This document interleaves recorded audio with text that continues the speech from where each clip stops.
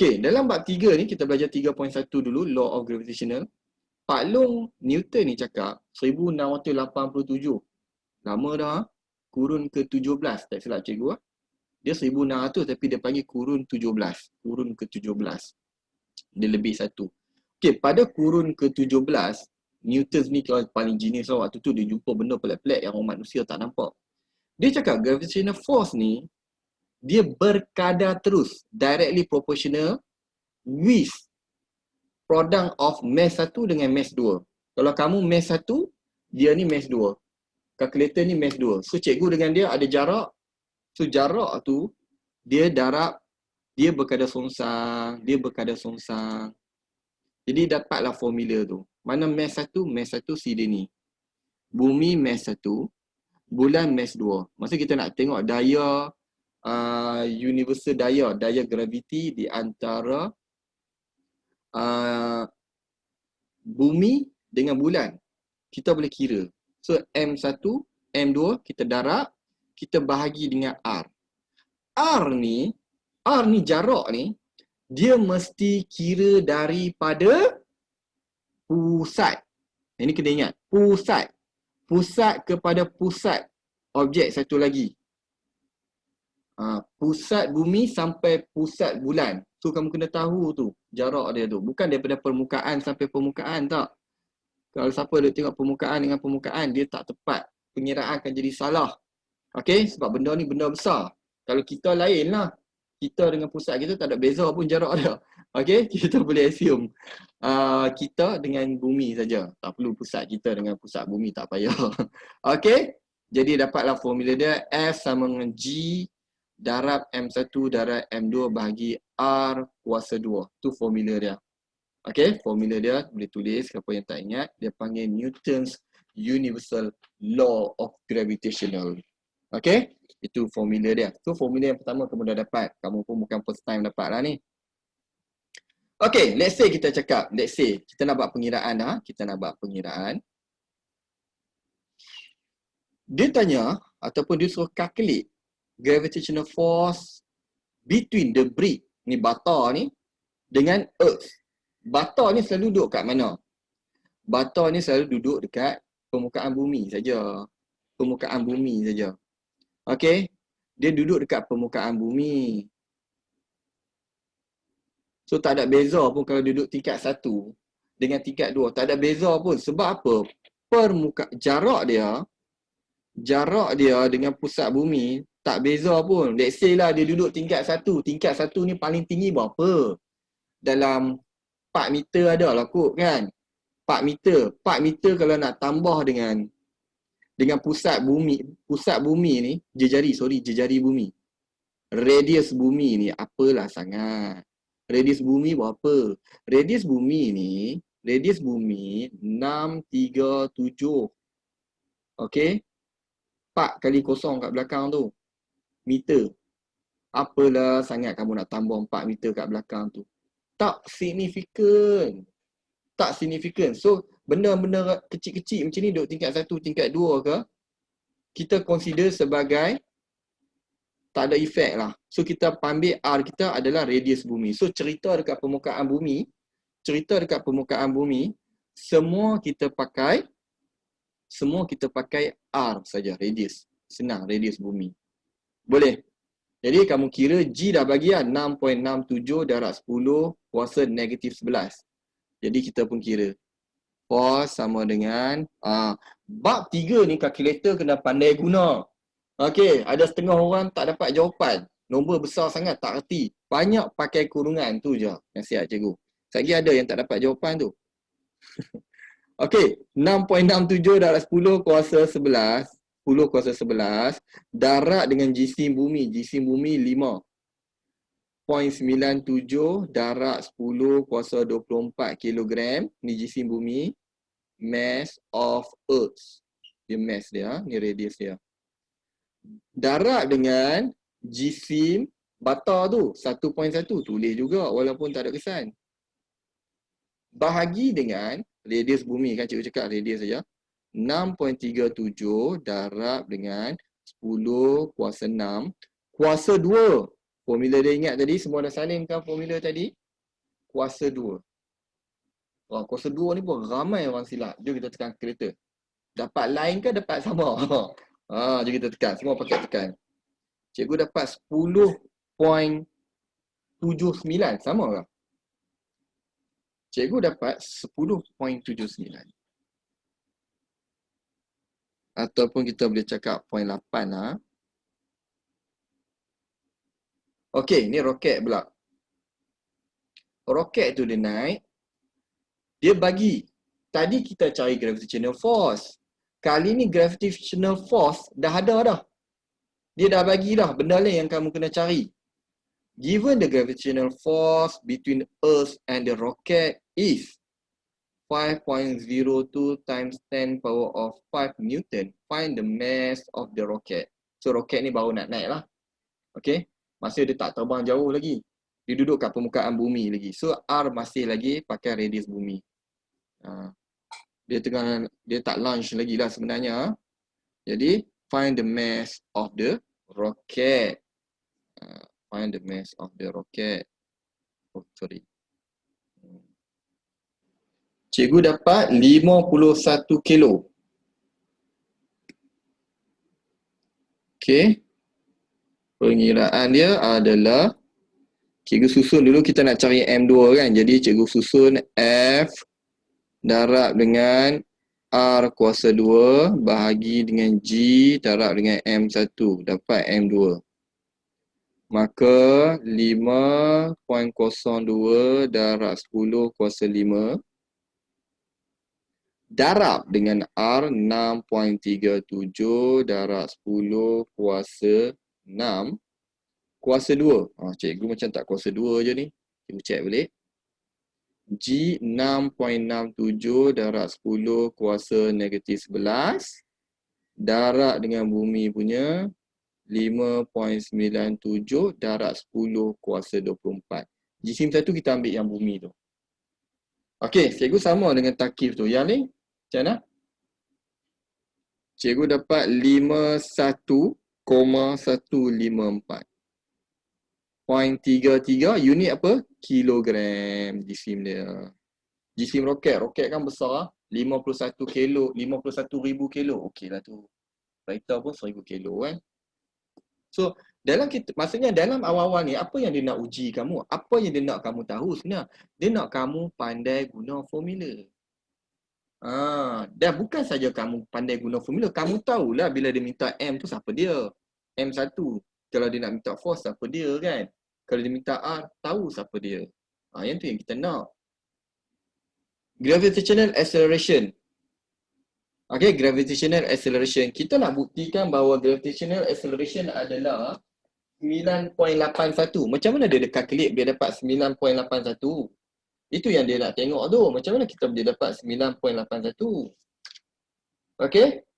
Jadi kita kena tengok daripada Newton's second law of motion. Kalau kita belajar bab 2 tu, dia cakap apa?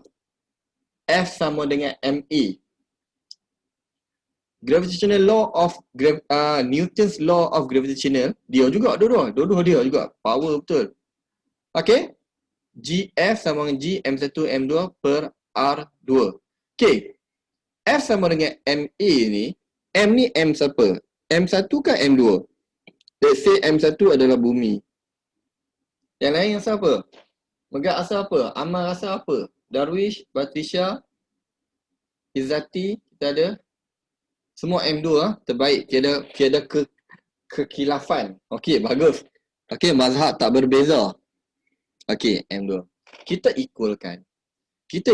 Jadi kita equalkan jadi M A M2 sama dengan equalkan jadi G M1 M2 over R2. So M2 boleh potong lah. F equal to F. F equal to F. Benda sama. Benda objek tu objek yang sama. Jadi potong. Bila potong, A kita boleh dapat lah. G M1 R kuasa 2 dekat permukaan bumi. Cerita Newton's law of motion ni, cerita dekat Earth surface lah. Cerita dia kereta duk bergerak kan. dekat jalan raya, kita duk berlari, semua dekat, kita tolak troli, semua berlaku dekat permukaan bumi. Jadi R dia boleh pakai radius. Cuba kira balik. Guna formula ni, G dah ada, M dah ada, R. Cuba tekan kalkulator dapat berapa. Okay, kita tekan kalkulator. 6.67 darab dengan 10 kuasa negatif 11 darab dengan jisim bumi 5.97 darab 10 kuasa 24 bahagi radius bumi 6.37 darab 10 kuasa 6 kuasa 2. Kuasa 2. Boleh tekan kalkulator tengok. Dapat 9.81. Korang dapat tak? Korang dapat tak? Cikgu dapat. Oh, jadi gelap lah pula. Dia tak nak tunjuk. Kalkulator ni dia tak nak detect. Tak apalah, dia tak nak bagi. Tu cikgu dapat. 9.81. Okey ya. Dapat. Terbaik. So, daripada situlah sebenarnya kita dapat pecutan bumi A tu dia jadi G. 9.81 meter second negatif 2. So, kamu dapat buktikan. G adalah 9.81. Jadi, kalau kita tengok formula tu, maksudnya apa? Gravitational acceleration tidak bergantung kepada jisim objek tu. Tak kisah objek tu lori ke, tak kisah objek tu sebuah bata ke, dia tak kisah jisim dia. Sebab dalam pengiraan ni, dia tak melibatkan objek tu. Dia kira bumi je. So sebab tu kita regardless mass of the object. So gajah pun turun, gajah kena tarik dengan 9.81. Semut pun kena tarik dengan 9.81 meter per second. Okey. Yang ni baru pakai lain sikit lah. Okey, jadi formula kita dah ada G sama dengan G M1 over R kuasa 2.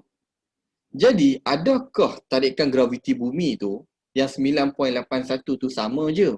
Kalau kita duduk atas sikit, kita duduk bawah sikit dalam bumi, kita duduk jauh sikit, adakah sama? Okey? Adakah bumi menarik kita dengan pecutan yang sama? Okay? So, kita check. Let's say kata satelit ni dia duduk 500 km away. Okay? Satelit orbit around the earth at height of 500 km. Yang ni from the surface. Yang ni betul macam tadi. So, from the surface, daripada permukaan bumi.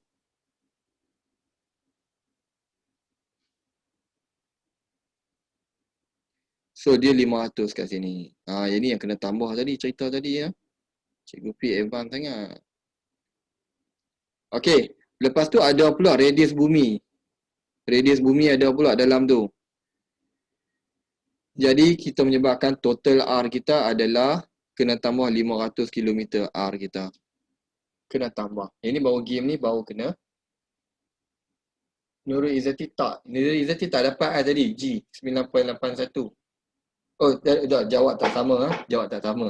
Okay, cikgu lampu tak tengok tadi. Okay.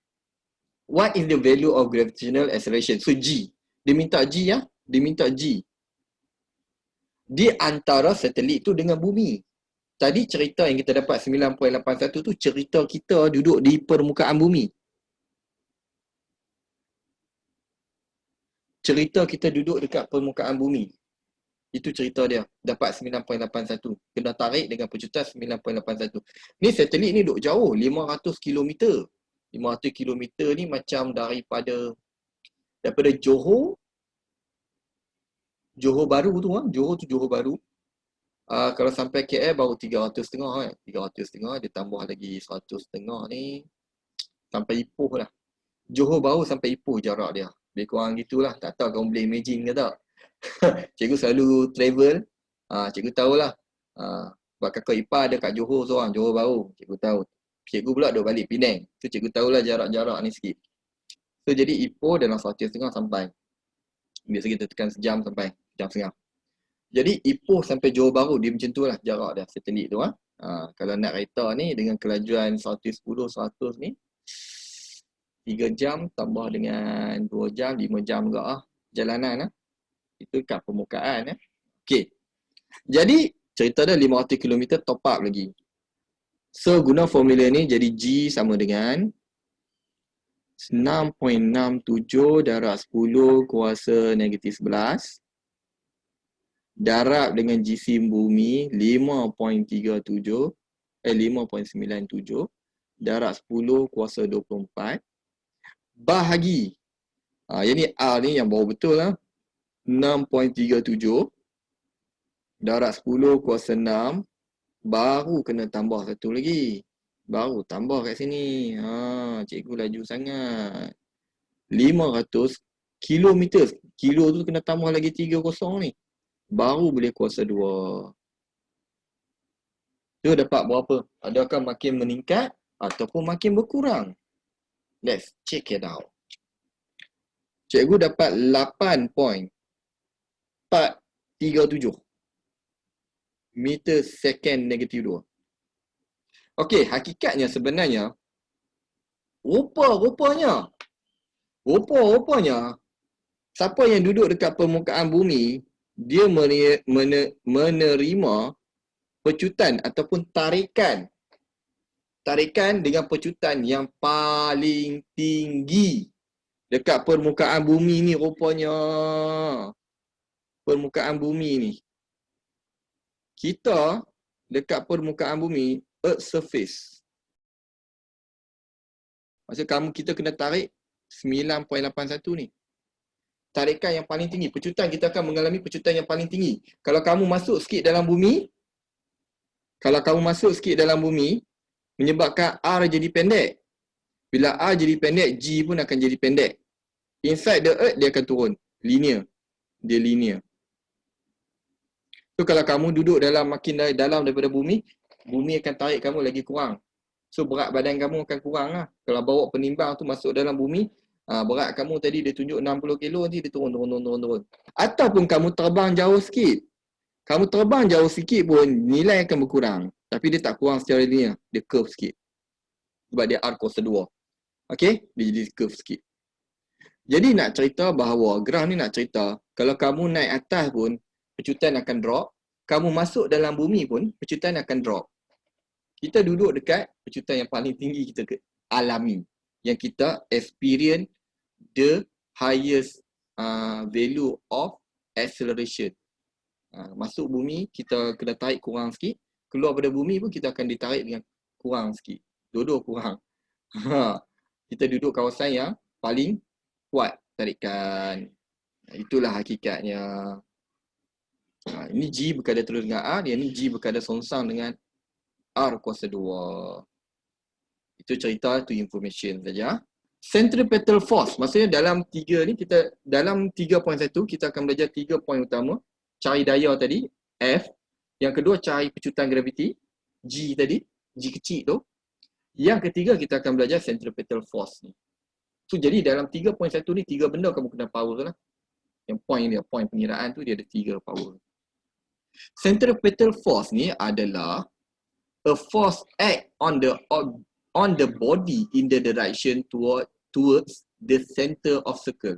Bila kamu tarik, dia akan tegang tau tali tu. Tali tu akan tegang dan tali tu dia akan menarik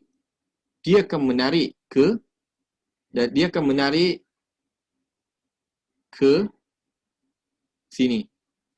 Pasal tak? Kalau kamu cukup laju baru dia, kalau kamu laju sangat baru dia akan keluar. Dia terpelanting. Baru dia terpelanting. Tapi kalau kamu buat just nice, dia tak terpelanting pun. Tapi kalau lagi slow macam mana? Kalau slow dia jatuh, betul tak? Dia jatuh. Jatuh tu menunjukkan apa? Dia tertarik ke pusat lah. Kita assume dia tertarik ke pusat. Kalau tak laju dia turun bawah. Maksudnya dia menghampiri pusat. Kalau tak laju. Dia dah pusing gitu ya kat bawah. Tapi kalau just nice dapat macam ni. Kalau laju sangat dia akan putus. Maksud kamu punya daya outward tu lagi besar. Dia terputus terus. So nak cerita bahawa dua body, satu body kat tengah, satu body kat sini, dia yang F tadi tu, dia menarik antara satu sama lain. Okay? Jadi dia ada satu daya yang duk tarik ke dalam. Macam kamu racing, siapa pernah ride motor, tak ada kot. Sini ada yang pernah bawa motor kat sini. Siapa pernah bawa motor kat sini? Pengalaman lah, dia ada pengalaman ride motor ataupun basikal lah, basikal. Budak-budak jantan ni, budak-budak lelaki ni ya. Hero-hero ni pernah kot bawa motor ataupun basikal, pernah lah kot ha. Taki pernah ha? Yang ni pernah tak? Megat pernah tak bawa motor ke bawa motor? Motor mungkin lah setengah family dia tak bagi bawa. Dia suruh naik kereta saja kan. Accident sekarang selalu motor punya apa nama penunggang, pembonceng tu yang selalu mangsa. Tak kisah walaupun dia betul, dia kena hentam dia yang teruk motor ni ya. Walaupun dia betul, dia kena hentam dia yang teruk juga. Jadi hati-hati siapa yang naik motor ha.